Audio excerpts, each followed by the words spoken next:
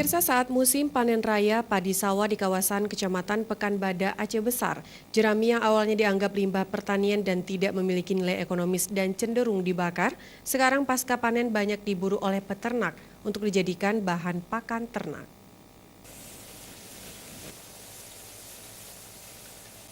Jerami padi yang awalnya dianggap limbah pertanian kini mulai dimanfaatkan menjadi pakan ternak. Warga Kecamatan Pekanbadak dan beberapa kecamatan lainnya sengaja mencari jerami di daerah pasca panen padi. Dan jerami tersebut sangat mudah dijumpai terutama pada saat proses penutukan padi dengan menggunakan mesin. Dan kebanyakan jerami tersebut diambil secara cuma-cuma oleh warga sekitar untuk membuat pakan ternak. Bagi yang mengambil jerami tersebut biasanya hanya mengambilnya di pinggiran sawah.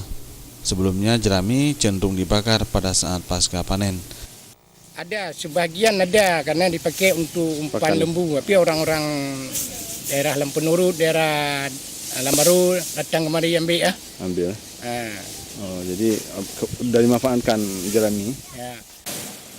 Dan akhir-akhir ini limbah pertanian tersebut mulai dimanfaatkan oleh warga Aceh Besar menjadi pakan ternak, dan jerami tentu saja melalui proses fermentasi secara organik dengan biaya murah. Tim Liputan Aceh TV.